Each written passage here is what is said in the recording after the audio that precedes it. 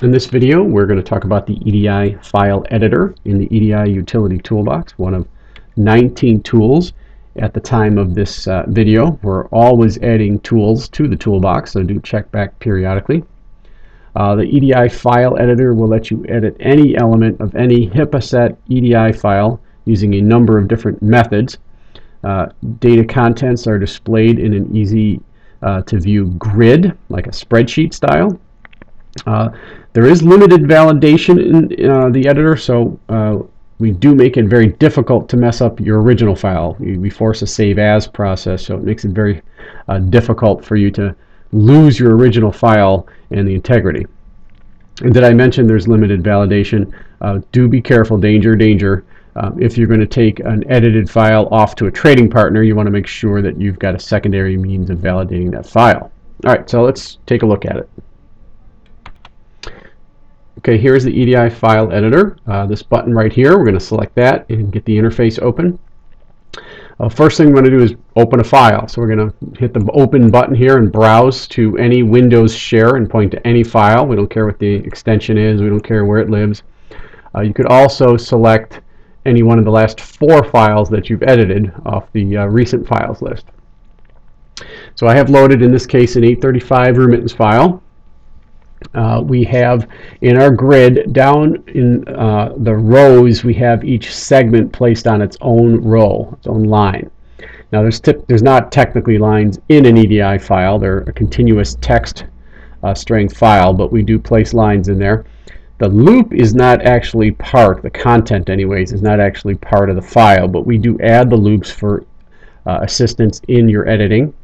And then across the top we have the elements, and it's dynamic, so as many elements as you may have on a line, you will see a spot for it. So CLP01 is your claim number on an 835 file, and you'll see Clark 987 here is in the first cell of CLP, so that's the cell representing CLP01. Now I'm going to draw your attention to the lower right here where we have some editing options. You can choose to have all of your typing forced to uppercase if you so choose. But you also have this interesting option here called line numbers. Now there aren't really lines, as I mentioned, in an EDI file, but when we create this view, we actually create lines. You have the option of numbering them to help you kind of buzz through the file, especially if it's a rather large one, like this one is a decent size. But also, that line number feature can be used to go to a specific line. So I want to actually find, say, line number 36. I can enter the line number. It not only takes me to 36, it will also highlight in red the entire claim that line 36 is part of. So you can see the whole contents in their entirety. Now I'm going to turn the line numbers off, and let's clear this file and start fresh.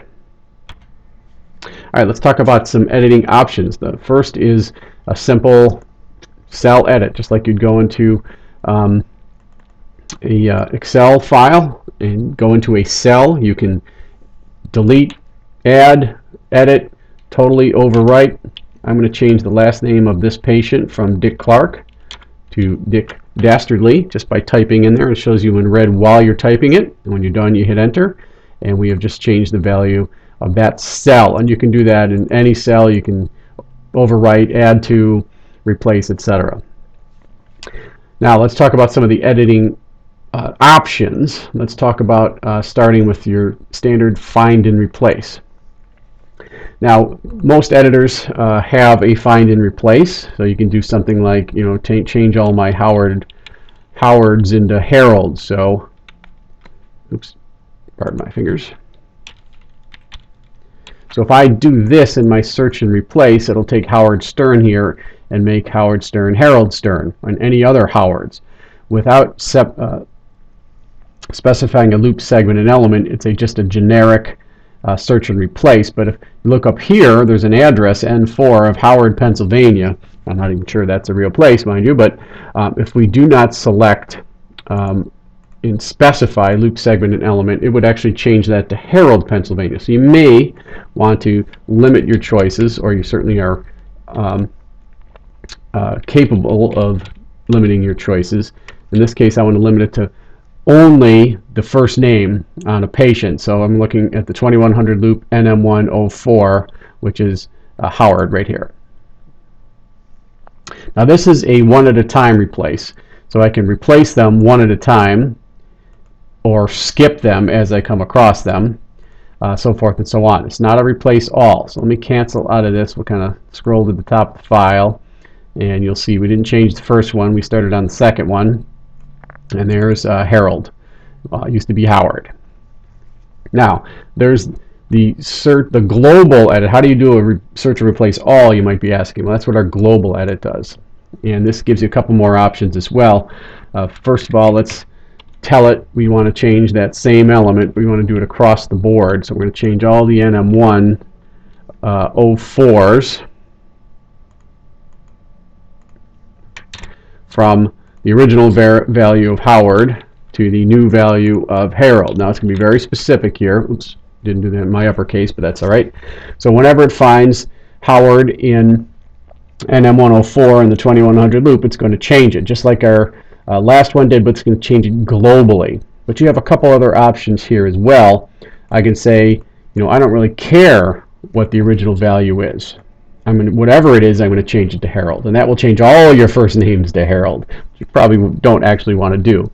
But you might also want to do something like, let's go with the CLP segment 01, which is the claim number, and I want to renumber my claims so they're unique. So I don't care what the original value is. I'm going to turn it off, and I'm going to use a counter instead, starting at 1.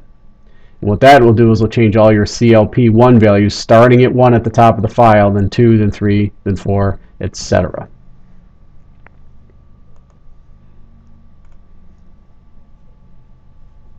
Moving down, let's talk about inserting segments.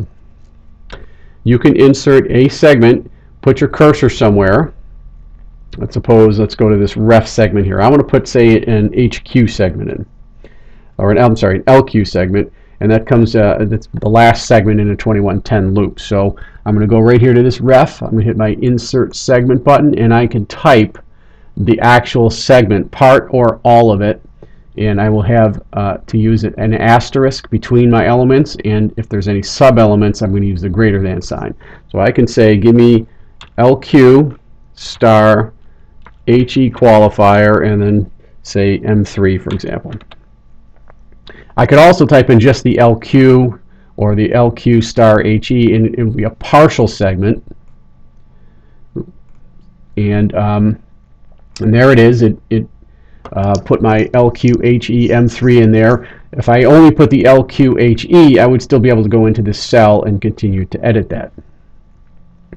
I'm going to jump down here a little bit and do the opposite and talk about deleting a segment. So whatever segment I've got highlighted, I click my delete button, and in this case it's going to delete that segment. So I put it in and I just took it out. Hopping back up, not only can you insert a segment, you can globally insert a segment throughout the file. So I can say, after the loop segment in the qualifier on that segment that I choose, it will put whatever I type in there. So let's do the same scenario. We're going to do a 2110 loop. Anytime I see a ref HPI, whenever I see that ref HPI, put in an LQ segment, HE qualifier M3. So every time it sees one of these, it's going to put this after it. In this case, it found quite a few of them, 735 of them. So you'll see there's probably an LQ under just about every claim service line now. Now you can do again, we'll hop down here where we deleted a single segment, and before we're going to do the opposite, and we're going to delete a range of segments. Slightly different. What we're going to do is, first of all, you select it, you get this delete option, but it wants to know what you're going to get rid of first. All right, so you can use your control click or shift click, which are standard Windows selection functions, to choose the rows, if you will, which are segments. and hit the delete. It's going to say, you sure you want to delete? Absolutely. It took those 5 segments out. Now, a minute ago, we put a global insert of the LQ segment in up here. We're going to do the opposite of that now, and we'll do a global delete. So anytime I see in 2110 an LQ segment with an HE qualifier, I want to make it go away. And it took 2,644 of those segments away. It wasn't a complete match from the first time because we added some of them separately, but in this case it found 2,644 to delete.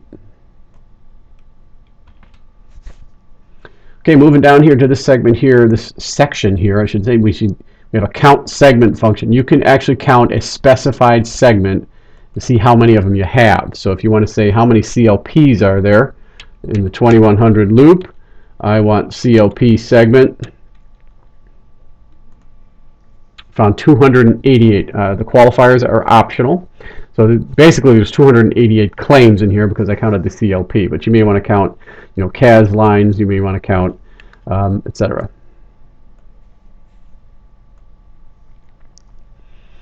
Didn't change the file, it just allowed me to count them. The select segments function. This is how we're going to copy a single section or segment out and put it into your clipboard. So if I say select segments, I can go in here and notice this has changed. It wants me to do some selecting, so maybe I can take, in this case, using shift click or control click or what have you, an entire claim or part of a claim, and then copy it, and it put those segments into my clipboard. Once it's in my clipboard, of course, I can do whatever I want, and maybe I can go in here and start an email and send this to somebody. Here, check this claim out for Dick Dastardly.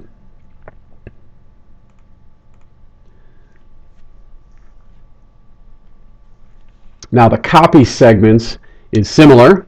We're not selecting a record by line here, but in the copy segments, I'm going to say find all of my, let's say, 2110 CAS segments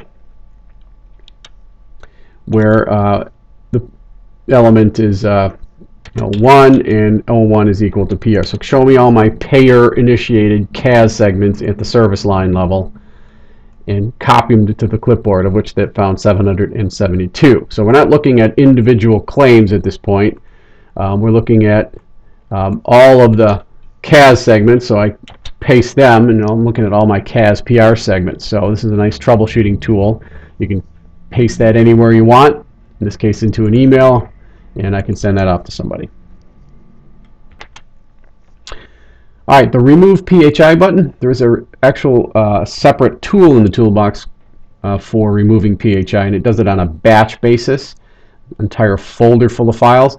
This button here will remove it only in the file you have open. So I'm going to click the remove PHI, and it took PHI out of 1,049 segments. Leaves a little breadcrumb trail behind, so it takes all your identifying, your name, your social security number, etc. Does leave the first letter of the text field, so you can sort of troubleshoot back who it is you're actually looking at.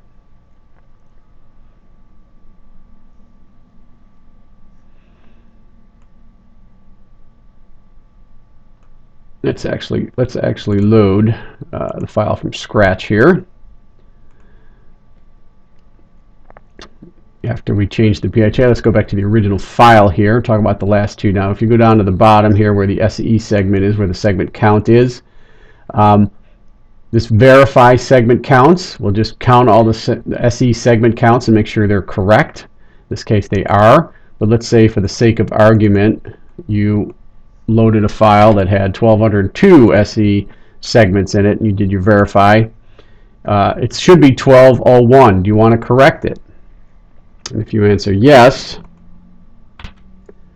you'll see it's corrected it to 1201.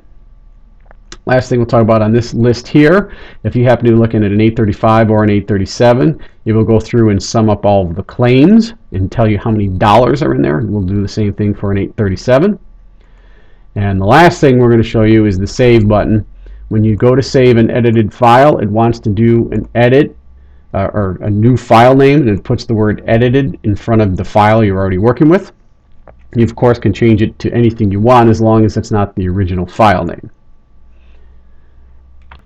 And that is the EDI file editor. Check back for more videos at our YouTube channel.